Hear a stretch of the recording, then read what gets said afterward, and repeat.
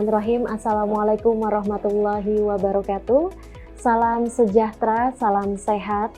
Semoga kita diberikan perlindungan oleh Allah Subhanahu wa Ta'ala. Perkenalkan, nama saya Siti Mudawana, SEMAKT, dosen tetap program studi akuntansi Fakultas Ekonomi dan Bisnis Universitas Latansa Masiro, Rangkas Bitung, Lebak, Banten. Saat ini saya dalam proses mengikuti sertifikasi dosen gelombang 1 dan diselenggarakan oleh Kemendikti-Saintek tahun 2025. Saya akan melakukan penyusunan dokumen pernyataan diri dosen dalam unjuk kerja Tridharma Perguruan Tinggi atau PDD UKTPT. Pada kesempatan ini saya akan memaparkan salah satu mata kuliah yang saya ampu, yaitu pengantar akuntansi. Saya mengajar mata kuliah pengantar akuntansi pada semester ganjil tahun 2024-2025 dengan bobot 2 SKS, dan mata kuliah pengantar akuntansi merupakan mata kuliah keilmuan dan keterampilan MKK. Adapun deskripsi mata kuliah pengantar akuntansi, mata kuliah ini memberikan pengetahuan dasar kepada mahasiswa tentang elemen yang ada pada laporan keuangan, terutama pada laporan posisi keuangan. Materi mencakup dasar-dasar akuntansi, siklus akuntansi, pengenalan jenis perusahaan jasa, dagang, dan manufaktur, pencatatan transaksi hingga penyusunan laporan keuangan sesuai dengan prinsip akuntansi yang berlaku umum. Perkuliahan pengantar akuntansi diselenggarakan dengan pendekatan secara tatap muka 100%, dengan dukungan komunikasi dan penguatan pembelajaran melalui WhatsApp group dalam koordinasi dan distribusi informasi dilakukan secara daring sederhana. Sedangkan kehadiran tercatat melalui sistem SIAKAD, yaitu Sistem Informasi Akademik Universitas Latansa Masiro. Mahasiswa di awal perkuliahan diberikan RPS yang dibagikan melalui WhatsApp group yang dapat diunduh dan dibaca. Sementara diskusi secara interaktif, studi kasus dan presentasi dilakukan secara langsung di kelas. Metode pembelajaran yang saya terapkan bersifat aktif, partisipatif, dan berbasis pada pengalaman secara praktik. Di antaranya adalah ceramah interaktif untuk membangun pemahaman konseptual mahasiswa terhadap pembelajaran pengantar akuntansi. Capaian pembelajaran yang terdiri dari CPL 2, bekerja sama dan memiliki kepekaan sosial serta tanggung jawab terhadap pekerjaan di bidang keahliannya secara mandiri. CPL 3, mampu menunjukkan kinerja mandiri bermutu serta bertanggung jawab dalam pencapaian hasil kerja kelompok melalui supervisi dan evaluasi. CPL 5, mampu memilih dan mendaftarkan iptek dalam pengelolaan data, menganalisis risiko, serta menyusun laporan keuangan sesuai prinsip dasar dan prosedur manajerial tingkat dasar. Adapun pencapaian pembelajaran mata kuliah, untuk capaian pembelajaran pada mata kuliah yang diharapkan antara lain CPMK 1, mahasiswa mampu menjelaskan konsep dasar akuntansi dalam perusahaan. CPMK 2, mahasiswa mampu menganalisis peranan akuntansi dalam bisnis. CPMK 3, mahasiswa mampu menyelesaikan siklus akuntansi dalam perusahaan. CPMK 4, mahasiswa mampu menyusun laporan keuangan perusahaan jasa, dagang maupun manufaktur. CPMK 5. Mahasiswa mampu menerapkan metode akuntansi dalam perhitungan piutang ke dalam laporan keuangan. Nah, untuk media pembelajaran pada mata kuliah pengantar akuntansi ini meliputi modul atau RPS yang telah dibagikan pada awal perkuliahan. Kemudian PowerPoint, studi kasus, dan artikel ilmiah. Serta yang ketiga yaitu video pembelajaran. Adapun materi pembelajaran pada mata kuliah pengantar akuntansi meliputi materi pembelajaran, memahami konsep akuntansi dan jenis perusahaan, menganalisis peran akuntansi dalam bisnis, mencatat transaksi dengan persamaan dasar, pencatatan transaksi keuangan menggunakan akun, proses pencatatan transaksi, journalizing, dan posting ke dalam neraca saldo, pencatatan transaksi penyesuaian, analisa transaksi dan adjektif jurnal, transaksi akuntansi, journalizing dan adjusting jurnal, lalu posting ke neraca lajur atau worksheet. Menyusun laporan keuangan jasa dan dagang, laporan perusahaan manufaktur, menyusun jurnal penutup dan pembalik, menganalisis laporan keuangan, menganalisis piutang dan metode laporannya.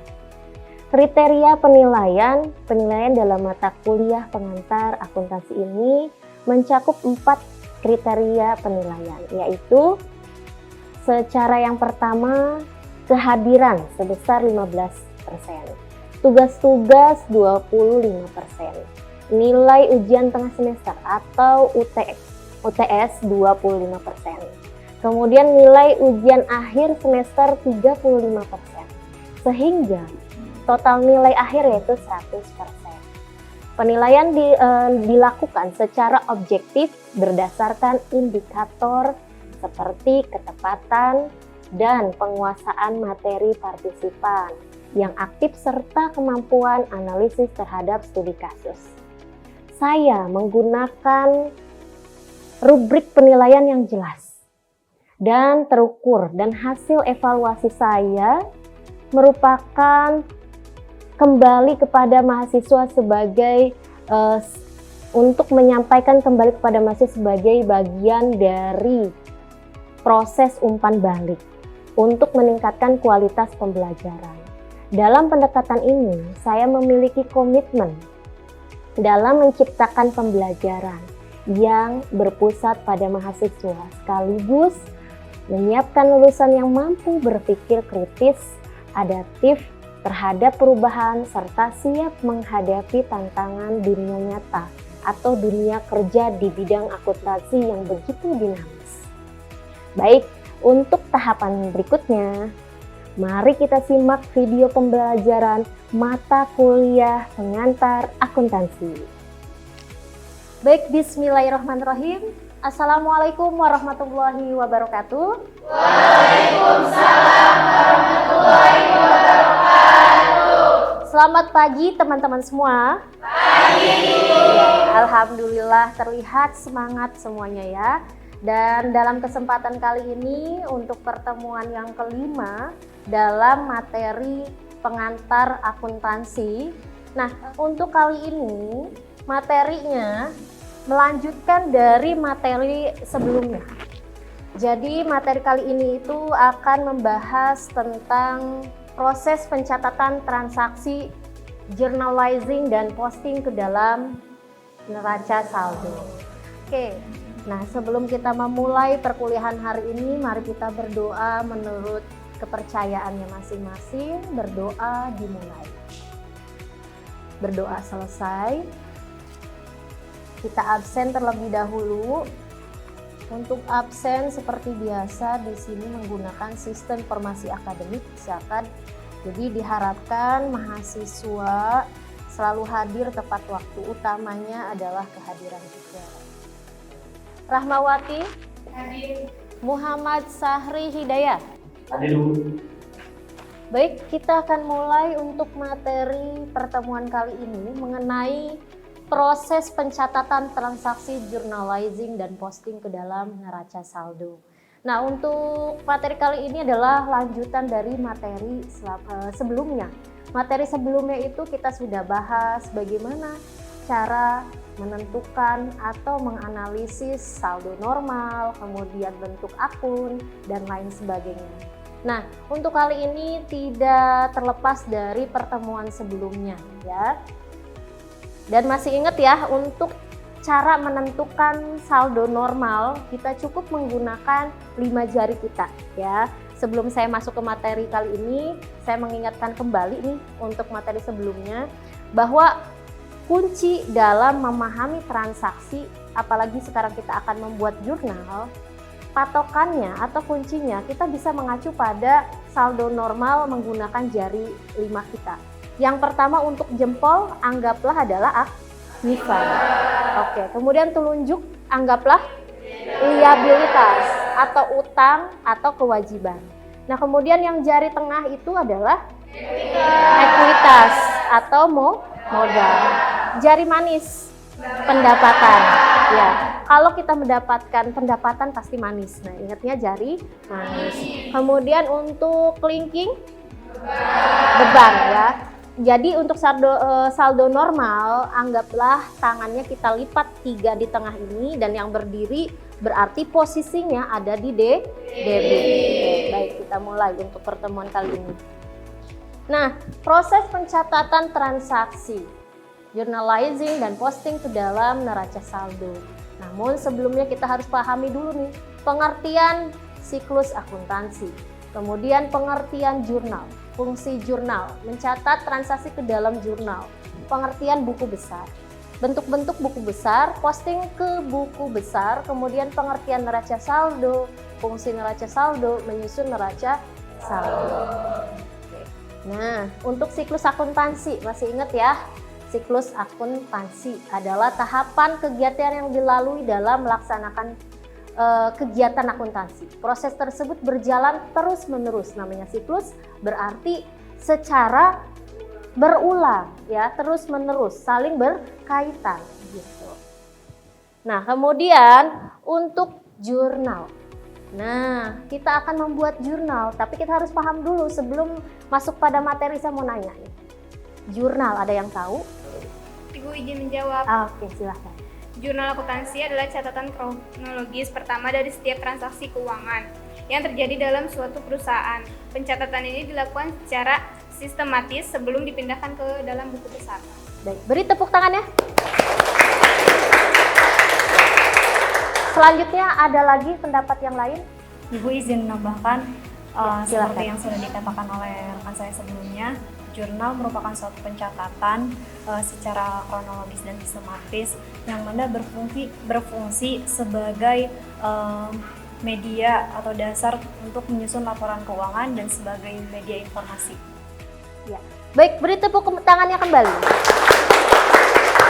Terima kasih untuk Tiara dan Sophie atas jawabannya. Betul sekali, jurnal sih pada intinya adalah sebuah pencatatan ya. Di sini catatan sistematis dan kronologis dari transaksi-transaksi keuangan yang menyebutkan rekening yang akan didebit atau dikredit. Disertai jumlahnya masing-masing dan referensinya. Artinya tentunya nanti ketika kita mau menyusun jurnal pasti ada debit, ada kredit. Nah, untuk menentukan tadi setiap transaksinya mau masuk ke debit maupun kredit berpatokannya pada 5 jari itu. Nanti kita coba langsung pada contoh kasusnya biar lebih memahami ya. Oke, selanjutnya adalah fungsi jurnal. Oke, kita pahami kembali untuk fungsi jurnalnya terlebih dahulu. Fungsi jurnal di sini ada 3. Fungsi analisis, fungsi pencatatan, fungsi historis. Menentukan perkiraan yang didebit dan perkiraan yang dikredit serta jumlahnya masing-masing. Itu fungsi analisis.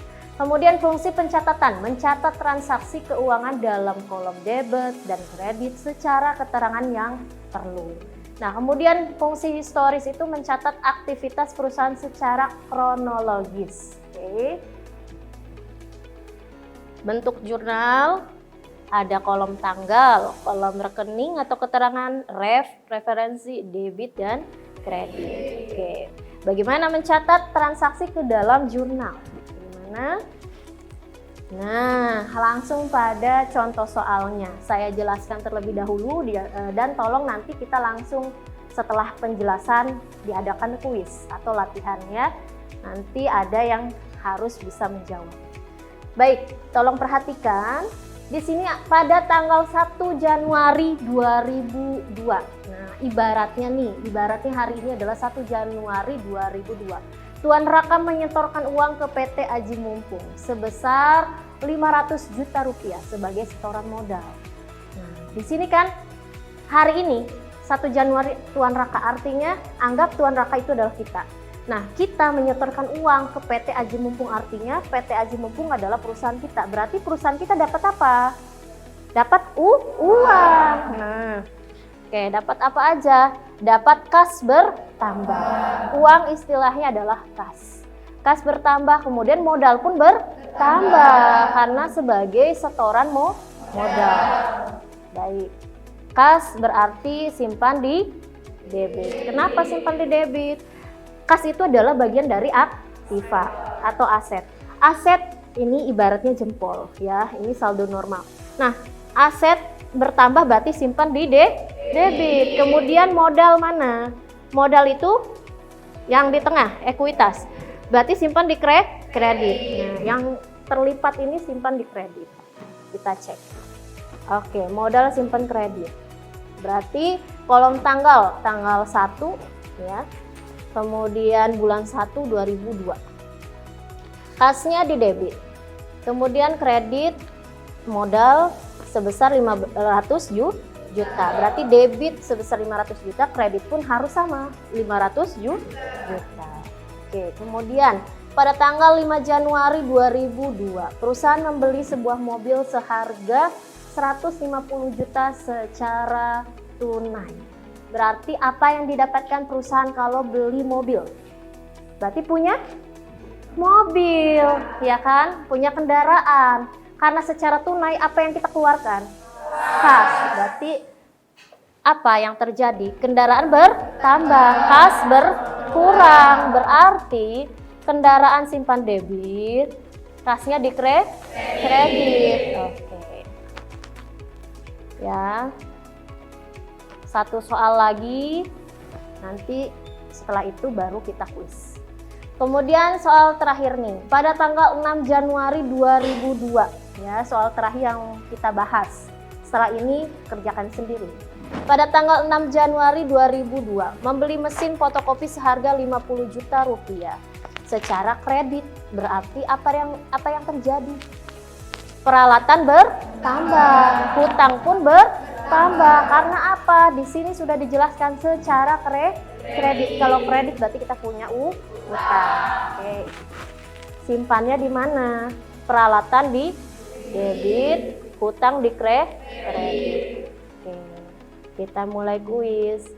Nanti tolong siapa yang bisa jawab untuk sebagai evaluasi dan saya mau menilai kalian sudah paham atau belum. Boleh perwakilan yang menjawab. Pada tanggal 15 Januari 2002 dibayar beban telepon sebesar 1 juta rupiah. Ada yang bisa jawab? Izin menjawab, Bu. Ya. Beban bertambah di debit, kas berkurang di kredit. Oke, yang lain seperti apa jawabannya? Kita cek ya.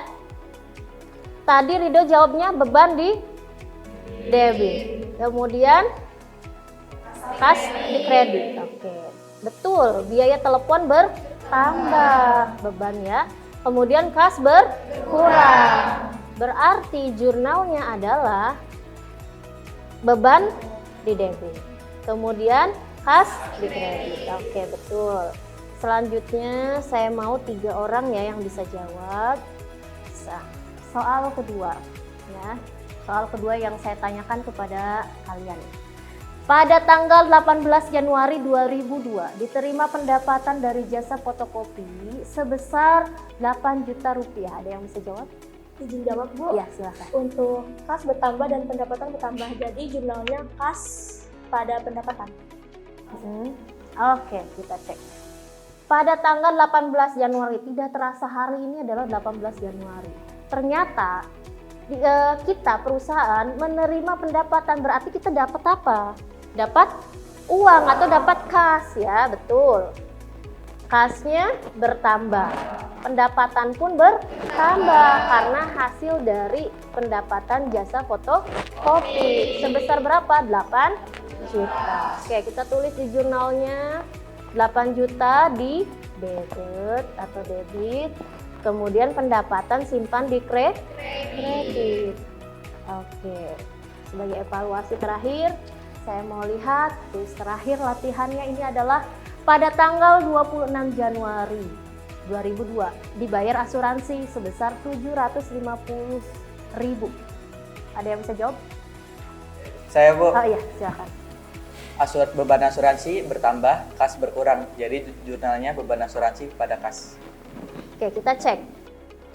Terjadi biaya asuransi, betul, 750.000. Kas berkurang. Ya, jawaban sangat luar biasa ya. Sekalian berarti sudah memahami.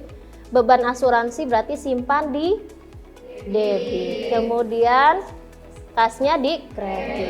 Oke, kita kerjakan bersama-sama. Nah, ini untuk transaksi selanjutnya ya. Setelah jurnal apa?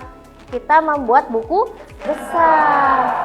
Dalam buku besar berisi rekening-rekening ya, disesuaikan dari jurnal. Di dalam jurnal ada apa aja? Terdiri dari akun kas, akun piutang, akun perlengkapan, peralatan, utang, modal, price, pendapatan, beban gaji. Oke, itu contoh dari buku besar, akun-akun yang terdapat dalam situ. Nah, kemudian kita sesuaikan dari jurnal yang sudah tadi kita kerjakan bersama. Nah, ini bentuk yang sudah dikerjakan tadi. Nah, ini jurnalnya kita pindahkan ke dalam kolom, setiap akunnya sesuaikan dengan transaksi. Oke, ini jurnalnya ya. Baik, setelah jurnal tadi buku besar. Nah, dalam buku besar boleh pakai akonte, bentuk akonte atau bentuk kolom. Nah, saat ini kita menggunakan bentuk akonte. Nah, ini lebih memudahkan ya. Jadi tadi kan sudah ada akun kas yang sudah dikerjakan di jurnal. Nah, kemudian kita lihat di jurnal tersebut akun kas itu ada di mana saja, apakah di debit atau kredit, tinggal dimasukkan ke buku besar sesuai akunnya masing-masing. Ini buku besar yang kita buat dari hasil jurnal yang sudah kita kerjakan ya. Nah, kemudian setelah buku besar kita buat neraca saldo. Neraca saldo juga berhubungan dengan transaksi sebelumnya, berarti dari buku besar kita pindahkan saldo-saldo yang ada dimasukkan ke neraca saldo. Oke. Bentuk neraca saldo ya, ini tinggal dipindahkan saja. Tadi kas total debit ya di buku besar 356.250.000, piutang 5 juta. Kendaraan 150 juta, peralatan 50 juta di debit, utangnya di kredit 50 juta, modal 500 juta di kredit, pendapatan 13 juta di kredit, beban telepon 1 juta dan beban asuransi 750.000 di debit. Totalnya harus balance, harus sama. Debitnya sebesar 563 juta, kemudian kredit pun 563 juta. Walaupun ini balance, tapi belum tentu benar. Jadi kita harus teliti ya, untuk jurnalnya itu jangan sampai salah memasukkan atau jangan sampai salah membuat transaksi pencatatan ke dalam jurnal. Makanya tadi patokannya itu kita melihat lagi ke neraca ke saldo normal. Kalau saldo normalnya aktiva ada di mana? Ada di debit kah? Ketika misalkan modal, kemudian pendapatan, beban dan lain sebagainya gitu ya. Nah, kalau sudah seperti ini, selesai untuk pertemuan kali ini. kita memahami sampai neraca saldo. Nah, kemudian ada koreksi kesalahan. Nah, kalau misalkan tidak balance atau misalkan ada kekeliruan yang kita kerjakan tadi di neraca saldo, di sini ada koreksi kesalahan. Koreksi kesalahan pembukuan bisa terjadi pada setiap tahapan dalam proses akuntansi. Kesalahan-kesalahan yang terjadi dapat ditemukan melalui beberapa cara, antara lain melalui prosedur pemeriksaan, ditemukan secara kebetulan atau melalui neraca saldo. Jadi nanti kelihatan kalau misalkan neraca saldonya tidak balance, kemungkinan ada di buku besarkah yang kita salah mencatat atau bisa terjadi di jurnal. Jadi kita telusuri dari belakang neraca saldonya seperti apa, kemudian buku besarnya kita koreksi, dan terakhir jurnalnya ya. Ini langkah-langkah untuk menelusur kembali. Periksa kebenaran penjumlahan kolom-kolom debit dan kredit neraca saldo dengan cara mengadakan penjumlahan ulang.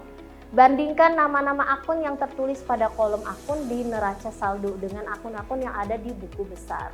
Periksalah kebenaran penjumlahan sisi debit dan kredit akun-akun di buku besar beserta saldonya. Bandingkan semua angka yang ada di buku besar dengan angka-angka yang tercantum dalam jurnal. Dan perhatikan angka-angka dalam buku besar atau jurnal yang belum diberi tanda. Periksalah kesamaan jumlah debit dan kredit di dalam jurnal. Sekian, jangan lupa terus belajar. Nanti tolong kerjakan di rumah tugasnya untuk minggu depan ya. Kita ada waktu 1 minggu. Kalian cari transaksi minimal 20 transaksi buat jurnalnya, kemudian buat buku besar sampai neraca saldo. Nanti kita koreksi bersama-sama untuk minggu depan ya, setiap mahasiswa dikumpulkan. Adapun informasi lebih lanjut ketika ada pertanyaan boleh ditanyakan, atau ketika mengerjakan ada yang keliru, yang bingung misal mengerjakannya, bisa tanya melalui WhatsApp group ya, karena kita sudah ada WhatsApp group. Sebelum kita tutup, ada yang harus menyimpulkan di kelas ini. Saya Bu. Ya, silakan. Jadi dari materi hari ini yang dapat saya simpulkan yaitu siklus akuntansi itu seperti serangkaian tahapan kegiatan akuntansi yang berulang secara terus-menerus, di mana tahapan ini mencakup pencatatan transaksi ke dalam jurnal, posting ke buku besar, sampai penyusunan neraca saldo. Setelah transaksi dicatat di jurnal, informasi tersebut kemudian dipindahkan atau diposting ke buku besar, yang merupakan kumpulan semua rekening dalam laporan keuangan. Dan yang terakhir yaitu penyusunan neraca saldo pada akhir periode untuk memastikan apakah total saldo debit dan total saldo kredit itu balance atau tidak. Tetapi meskipun neraca saldonya menunjukkan balance, hal itu tidak menjamin catatan akuntansi benar-benar akurat, sehingga kita harus melakukan koreksi untuk kesalahan, di mana dengan cara menelusuri kembali proses pencatatan dan membuat jurnal serta buku besar ulang jika itu diperlukan. Ya. Beri tepuk tangan ya. Terima kasih semuanya, semoga kita diberikan keberkahan dalam menimba ilmu. Semoga bermanfaat, sehat selalu. Terima kasih. Billahi taufiq wal hidayah. Wassalamualaikum warahmatullahi wabarakatuh. Waalaikumsalam warahmatullahi wabarakatuh. Sekian video rekaman pembelajaran dalam mata kuliah pengantar akuntansi pada program studi akuntansi Fakultas Ekonomi dan Bisnis Universitas Selatan Samasiro, Rangkas Bitung Lebak, Banten. Video ini digunakan sebagai salah satu syarat penyusunan dokumen pernyataan diri dosen dalam unjuk kerja Tridharma Perguruan Tinggi atau PDD UKT PT.